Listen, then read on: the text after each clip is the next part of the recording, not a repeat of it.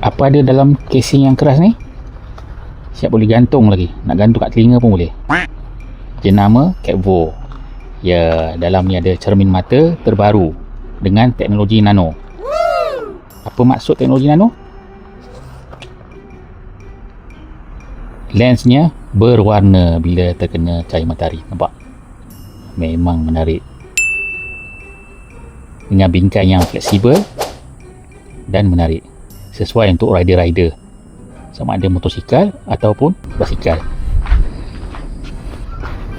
Macam menarik tak? Kan?